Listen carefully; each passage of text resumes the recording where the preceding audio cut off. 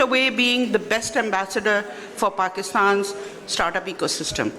And since then, we haven't looked back. So this year, we decided that we were going to change the name to +92 Disrupt.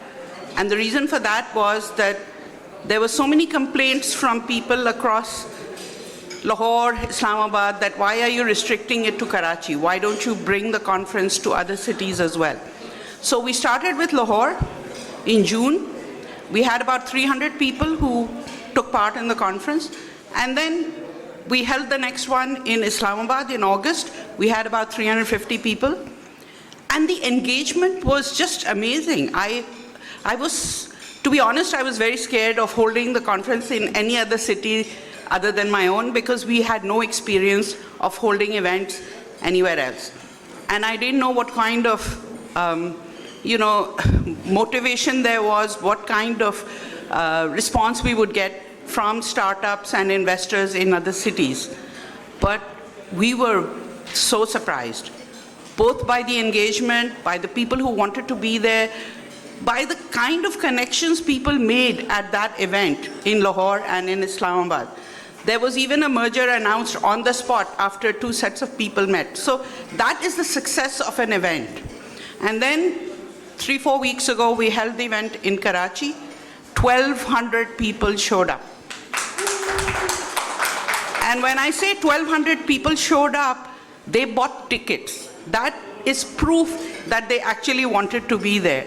So when somebody pays for something, many of us say that we should give things away for free because this country and its people cannot afford it. Listen, if they really want it, keep the price at an affordable level.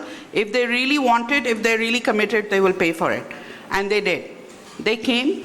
There were people from the rest of the country who also came. There were people from Bahrain who flew in because they wanted to be part of the event. There were people from Dubai, other cities. And the reason they said they were here was because some of the investors that they wanted to meet, they could not meet in their own country because those people never gave them the opportunity to meet with them. At +92 Disrupt, there were 450 meetings between investors and founders, 15, 20-minute one-on-one meetings. And that's important, because you don't get this opportunity to talk to an investor, explain what you're doing, get advice, and sometimes start that first conversation to actually raise investment. So there are no guarantees, of course, but once you have that first conversation face-to-face, then you are able to carry it forward later on. We had great discussions. Pakistan's tech ecosystem is growing. And I think Zohaib and Shehzad and everybody who is a part of the IT industry knows that. We can see it, we can feel it, we know the numbers.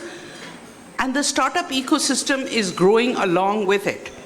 Because until we have young people starting companies, scaling companies, the IT industry cannot grow. It can only grow to a limited degree.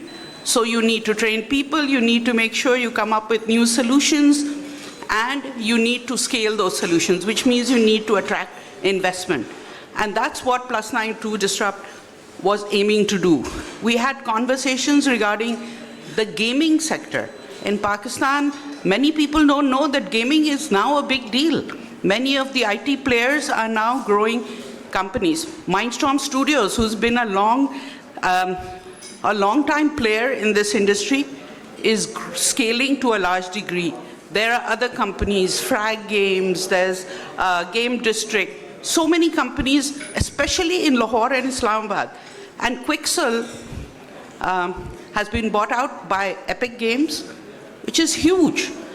So that means that there is something right about what's going on here.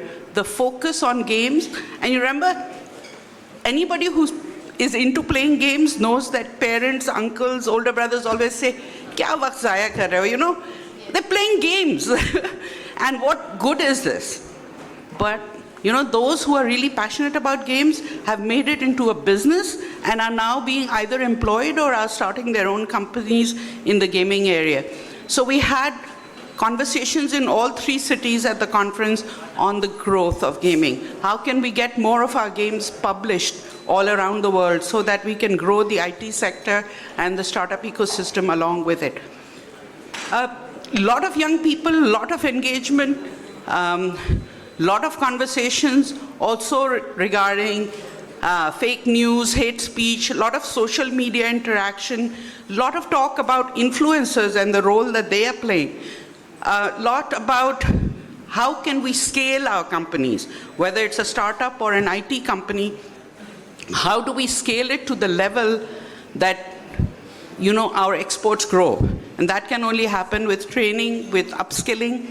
How do we do that and do it quickly?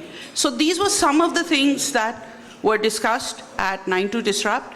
And there was also an investor roundtable. We have that every year at the conference. And there were about 60 investors who took part in the discussion at the investor roundtable. The whole idea was that investors who are investing in Pakistani companies, in Pakistani startups particularly, what are the challenges? What are the regulatory things that need to change so that that investment grows? What is the good news? What are the things that have happened that policymakers, the changes they've made that has helped investors to bring in more money? What more needs to happen? The good thing was that SECP and State Bank were also represented at the investor roundtable so that they could be told, look, this is what we need in addition to what you've already done over the last few years. And we're going to produce a white paper of that discussion so that we can send it to policymakers and also send it to individuals who are taking part in the change that is happening around us. And I think as Asif and Nadeem said this morning, and Shahzad also said in his opening address, it is this collaboration, this working together to make sure that the Pakistan IT sector as well as the Pakistan startup sector grows.